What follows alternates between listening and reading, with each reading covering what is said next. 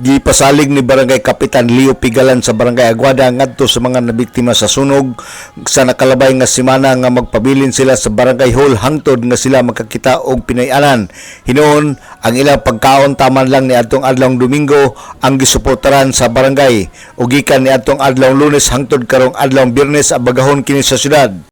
Kini mao ay gipasalig ni Kapitan Pigalan nga magpabilin sila hangtod nga makakita sila og kapuy-an.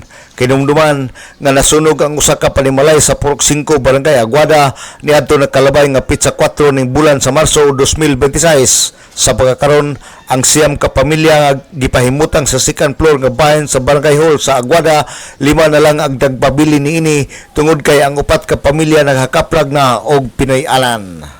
Pabilin sila diha sa tuang sa taas nato taman nga makakita na sila og kanang kabalhinan og nanay kwarta kay sa giingon pa nay alkansya nga ilang gitigom ay nalang unta to nasunog kay bisan dayo kanang piso or 5 dali na alayon og masunog so wa gyud nakuha ang ato ang mga kanato mga katawhan. Si Aguada Barangay Kapitan Leo Pigalan. Bisan pa man sa netibong sunog, nagpasalamat gyapon si Kapitan Pigalan nga usara kabalay ang nasunog tungod usab sa dali nga pagresponde sa Bureau of Fire Protection. Alang sa DXDD Radio Campana ang radyo sa simbahan, WD45 Dudong Bargamento, muduyog sa ika-75 nga jubileo sa simbahan sa Archdiocese sa Osamis Danag, Sarakbayan.